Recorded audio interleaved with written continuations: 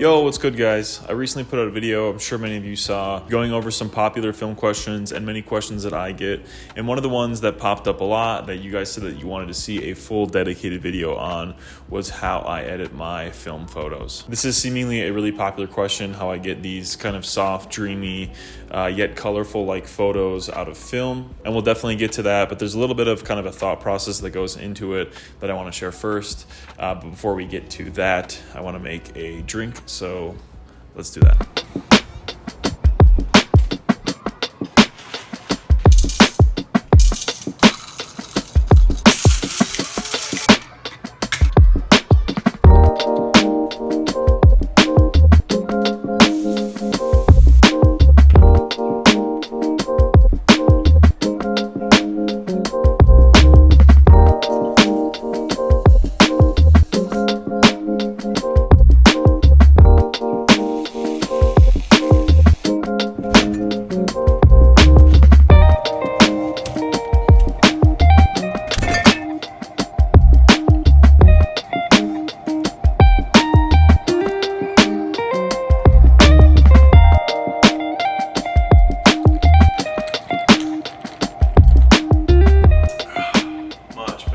Okay, so if you're a frequent viewer of the channel, you know that I primarily, pretty much exclusively shoot film, which isn't necessary for editing photos like this, but definitely gives you some context on how I get the base image for editing the actual photo itself. With film, there's obviously built-in colors and grain, and when you scan them, whether it be you or a lab tech, someone is making creative decisions and thus creating a base edit for your photos. Which, speaking of, I get asked all the time, should I be editing my photos? Isn't that what the film stock is for? Yada, yada, yada. In short, yes, you definitely should be editing your photos. Whoever is scanning the photo is setting an exposure, white balance, adjusting shadows, highlights, colors, etc. So unless you love the way it looks from the lab, there's no shame or fakeness in tweaking them yourself. Okay, with all that being said, the first thing we have to understand is the look that we're actually going for and what that actually means. By this, I mean, is there a general feeling, color balance, mood, etc.?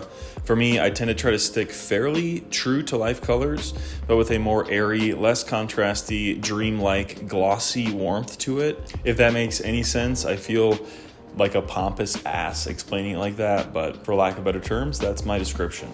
Some good examples of this look, which is super popular amongst film photographers, would be Willem Verbeek, Joe Greer, Portrait Poppy, Alex Burke, Chris Sturm, and many more. Now, that's definitely not to say that their images look alike in any way, but with film, I think that there is kind of a best means to extract the best possible image possible. For example, film is much more lenient towards the highlights and more light compared to digital, where it's the opposite basically. It's the shadows that are more forgiving. Knowing that, we can overexpose slightly, retaining the highlights, but getting more detail in the shadows, where we're somewhat cheating the film to have slightly more dynamic range. I don't want to go too in-depth with this because I think that this would be a great resource and kind of a separate video in and of itself. So definitely let me know down in the comments if that would be of interest to you. With that being said, because there is sort of a way to game, I think the best results for shooting film when you're out in the field shooting, I think kind of the same thing when it comes to editing. Obviously, there are many ways to go about it, but with these guys and with the way I go about it, I think we're getting more dynamic range from the film and edit, which gives some more creativity when editing, and again, helps us achieve that airy, dreamy-like look. With that being said, I'm all for people doing whatever they want. So obviously, if you don't like this editing style, do your own thing. There's no rules of this shit at the end of the day, so just have fun with it. Okay, enough yapping. Let's get to the computer and get to it. Okay, so many moons ago when I was first starting out, I actually ran every single photo through Photoshop, which thinking about now is just like, seems, I don't know, painstaking, especially considering that I was shooting 35mm pretty much exclusively, so 36 photos through Photoshop individually is just like a no-go for me anymore. At this point, thankfully, I've switched over to Lightroom where I can batch photos a lot easier. Regardless, the software doesn't really matter. I've edited photos on my phone using just the built-in Apple software, and while it's not ideal, honestly, it's sufficient for, you know, posting to social media and whatnot. Okay, with all the groundwork laid out, I'm gonna take you through just a handful of photos here, just kind of some different scenarios and different thought processes when it comes to different color types, lighting scenarios, etc. And yeah, you can just kind of see how I approach each photo. All right, so I got Lightroom open up here. We got 7 photos that we're gonna run through. Keep in mind, these are all just the flat scans, I guess, from various labs. Honestly, I don't remember which are from where. But yeah, so let's just get into it. The first one is a portrait of my buddy John from a couple years ago. This one honestly looks pretty good straight from the go. Like, there's not too much I would want to change from it. My first general thing is normally bumping the exposure up just a little bit, just to kind of brighten the shadows. All right, normally then I turn the contrast up a decent amount, which is honestly, this photo can use a good amount of it here, especially with John's darker skin. I think some of the darker shadows look pretty good once you turn the contrast up. From there, we're going to turn the highlights down. We see here on the side of John's face, some of the highlights are not necessarily blown out, but they are getting pretty bright, so we're going to turn some of that down just a wee bit with the highlights and the shadows, and the whites. From here, I'm going to actually turn the shadows up just a little bit. I know we did turn the contrast up, but I think that turning the contrast up with the shadows kind of gives some more detail to the shadows while still keeping the contrast. I don't really know the science behind it, or obviously what's going on in the software specifically for that to happen, but I like doing that with my photos, and I think it adds, like I said, just some nice depth and detail to some of the darker shadows here in his hair. From here, I'm going to turn the vibrance up just a little bit, just get some more color here, just a little bit of saturation. I prefer using the vibrance over saturation. I think the colors just come out a little bit more authentic, and I guess just better, to be completely blunt about it. The saturation tends to make things a little bit too overcooked, I guess, and oversaturated, which I tend to not love a ton. Okay, so what else? I think there's a little bit of green in his hair here, as we can see, so I think what I'll do is maybe turn the tint up on the purple just a little bit here. His face is getting a little too purple, I think, so we'll turn it down just a little bit. I think my better option here is maybe turning the saturation of the greens down in the HLS and color slide here. So we'll put that down. We're seeing some of the green come out of his hair, which I think looks a little bit better. From here, the next thing I'm going to do is turn the sharpening up just a tad. Yeah, this photo is already super sharp. Look, we can see the pores and little bumps on his ear here.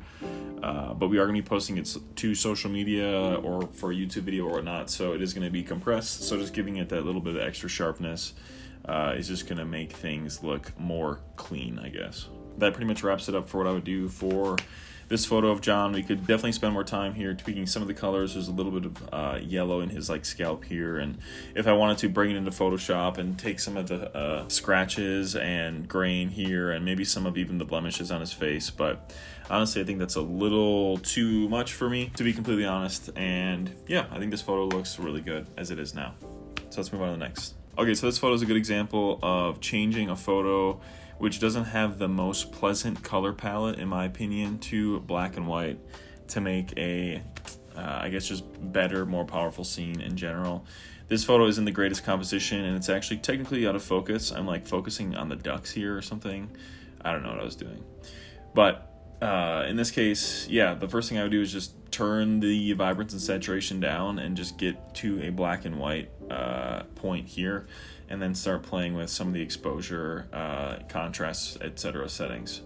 So with this photo, I would specifically turn the exposure down because it's actually overexposed up here in the clouds of the Tetons here, so we want to turn that down a bit.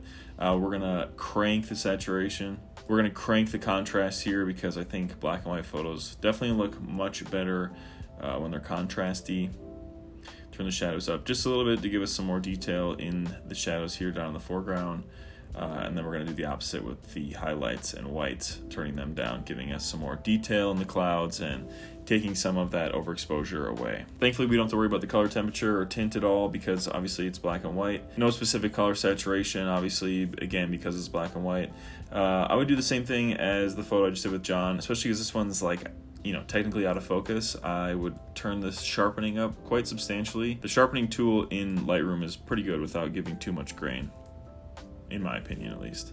All right, so this one looks good to me. I think compared to the original scan from the lab, which I don't think the colors look bad, but I just think with some of them, if you just turn them into black and white, they can render a lot different feeling of a scene, especially for these overcast days. Okay, so next up is one of my favorite locations I've actually ever shot.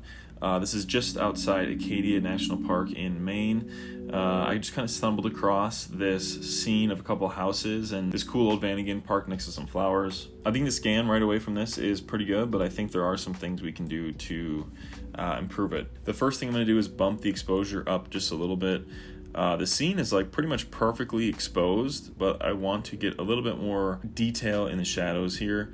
So we're gonna do the same thing with the contrast we did in the last couple photos. Turn that up, turn the shadows up to give them just a little bit more detail.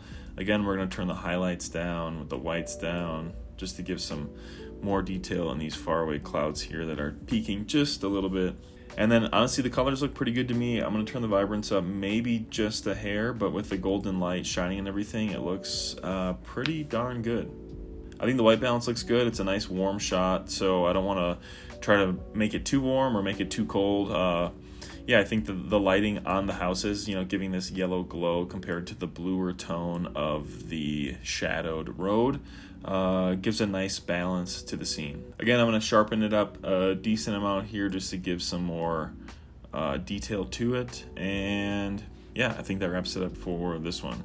Compared to the first shot, which is a little bit flatter and not as vibrant, I think the finished edited photo looks, to me, significantly better. All right, next we have one of my favorite photos that I ever shot on Pro 400H, RIP. That was one of the best film stocks I think potentially ever created, so hopefully one day we can get it back, but let's not hold our breaths. All right, with that being said, where to start? This photo is obviously super pink and warm, and I don't want to lean too far away from that because obviously we're shooting at that time of day, and that's just actually what it looked like, to be completely fair. Okay, so we're gonna follow the same kind of process here. If you haven't noticed, there's gonna be some type of pattern with pretty much all of these. First is gonna bump the exposure up again just to give some more detail to the whole scene. We're turning the contrast up, probably not too much because it is already pretty dark here in some of the darkest shadows. We're gonna turn the shadows up just a little bit. I don't wanna go too much because this scene is a little bit more grainy. We are going to turn the whites and the highlights down to give some more color and detail retention in the sky here. The more we turn it down, the more yellow we're getting, which I kind of like here, which is nice. We'll lean into that. Again, I'm going to turn the vibrance up just a hair. The scene is already super vibrant, so I don't want to go too much, but giving some more detail, some more color to these back purple mountains looks really nice. Even though I think the colors are super punchy, there's not really too much saturation or hue that I want to play with. I think they look really good. This pink in the clouds that matches the pink light on the actual shrub. I like the green in the shrubs matching some of the green in the mountain in the back. Some of these barren trees have some of that pink in it too, and then the purple matches some of the darker purple shadows in here and in the clouds. So yeah, I think the colors honestly look really good. We'll leave them as is, but I do want to turn the sharpening up as always here just to get some more detail. One thing to note is with the sharpening, we are going to get some more grain in this already pretty grainy photo, so I don't want to go too far. I'm actually going to turn it back down from 41 to somewhere in the 20s here.